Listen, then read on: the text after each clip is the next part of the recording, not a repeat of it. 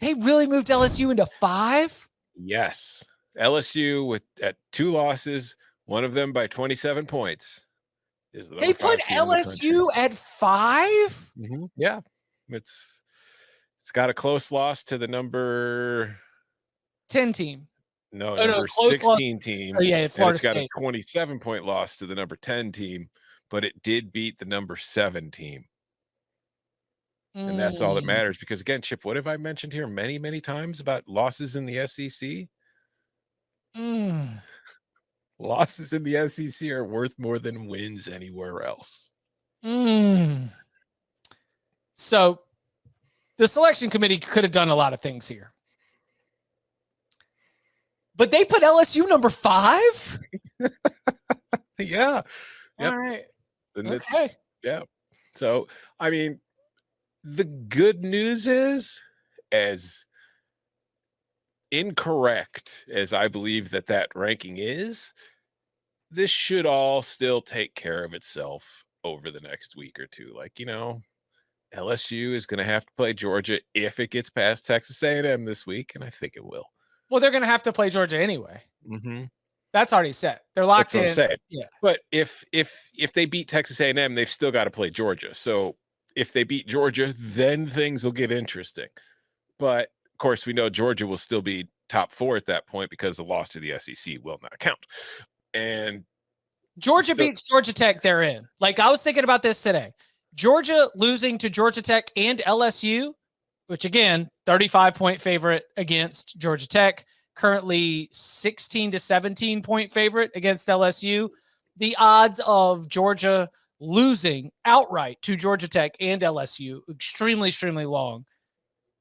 But I think if you lose those both, Georgia would be gone. I'm not ready to say Georgia is 100% lock, but Georgia beats Georgia Tech. Georgia's a lock.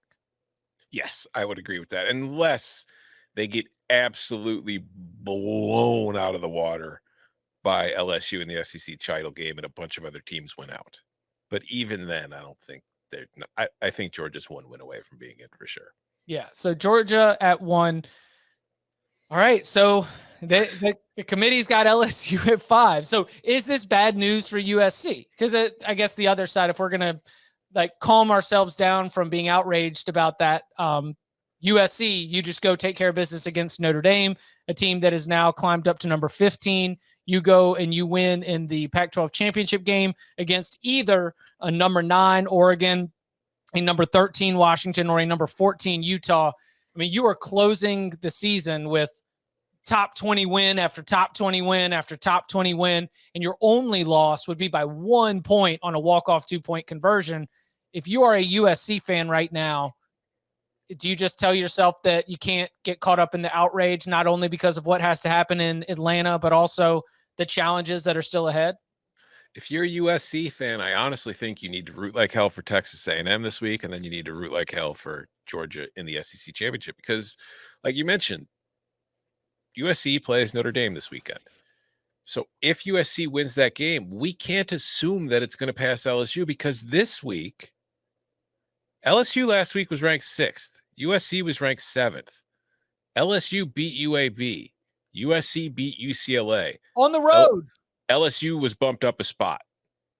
USC was bumped up a spot. So from that metric, LSU's win over UAB was worth just as much to the committee as USC's win over UCLA. So if USC beats Notre Dame and LSU beats Texas A&M, can we be sure that they'll bump USC up over LSU? Because it seems that they really like LSU right now. If they are going to value conference championships at all, something that they declared prior to the very first college football playoff in 2014 was going to matter as much as head-to-head, was going to matter as much as strength of schedule, was going to be one of the 4 or 5 core tenets of ranking teams with a selection committee in college football, something that, especially with a small committee like this, had not been done before, then you have got 12-1 USC has to be in at this point. I would imagine so, but I don't know. I would logically, yes, but we can't really use logic when trying to figure out what the hell the committee's trying to do on a weekly basis. It's logically USC should be ahead of LSU right now. And again, I don't question why the committee would have doubts about USC. Yeah, it beat UCLA. That's a big win, but it didn't blow them out. And it also has that questionable win against Oregon State earlier in the year. And if you look at its overall resume, like, okay, Oregon State's ranked now, so that counts as a ranked win. UCLA is ranked now and still, but that counts as a ranked win. But they haven't been blowing teams out. So from that perspective, I get why there are doubts about USC. It's just LSU has 2 losses. I know that they were against the number 10 and the number 16 team, but even though Tennessee's ranked 10th, it was a 27-point home loss.